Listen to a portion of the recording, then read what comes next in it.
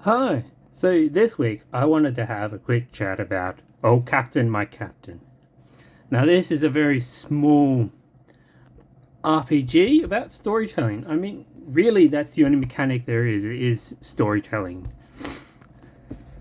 So about the packaging, I quite like the packaging. It really evokes a lot of the nautical themes, as we'll come back to that in a moment. The one thing I don't like is it's so packed in that if I ever wanted to sleeve these cards, I wouldn't be able to use this box anymore. So, as for the cards, comes with a nice themed X card, rules summaries,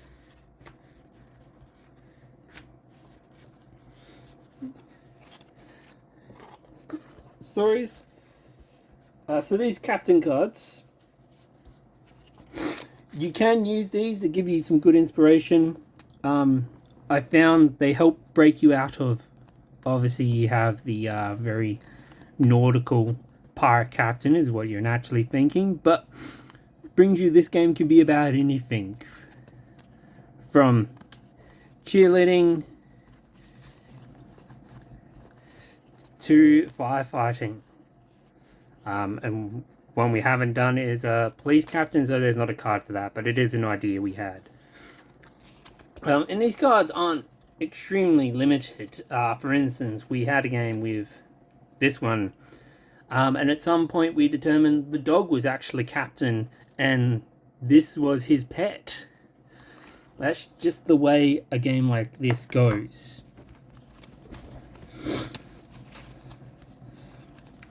As for the rules, they are handily on these cards. I quite like the way this is lined up, that you will... One person will read rules, the next person will read the next card, and you keep going around the table. Not only by the end of this, obviously everyone understands all of the rules, but it gets you in theme of the game, because on your turn, you will flip a card, you will read the question out loud, you will answer the question. People are encouraged to ask follow-ups or clarifications, and you just collaboratively build a world.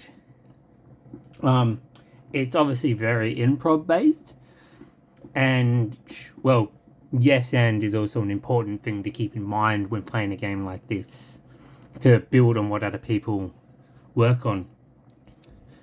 Now, interestingly for our group, because we are not so heavily into the roleplay, we like the roleplay in the game, we ended up adding more questions. I think the default was 12. We ended up increasing it to 16.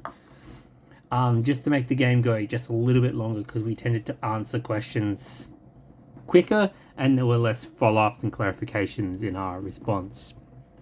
But we really enjoyed it. There was we ended up playing a few different rounds, and they were vastly different. They went through a few different scenarios, and at the end of the day, the game is as good as your group will make it. It is a tool to channel your fun through. Certainly for anyone who wants crunchy mechanics, it's not going to be any good at all.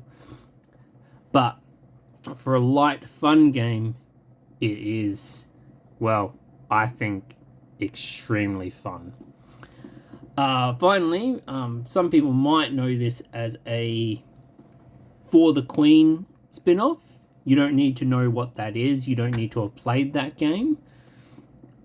Needless to say, it's just... Well, every time I've seen For the Queen, it tends to be more fantasy, but I suppose there's nothing stopping that game from being sci-fi either, like there's nothing stopping this game from being sci-fi. But overall, as I said, I don't like putting reviews on RPGs because the fun is what you'll get out of it. Redundant saying that one. But anyway, I highly recommend this. It is a good game to pick up, especially if you're going to be missing sessions.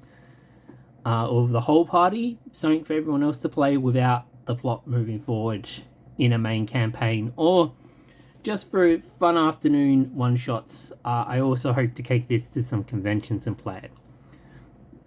But for now, that's me, Captain Still, signing out.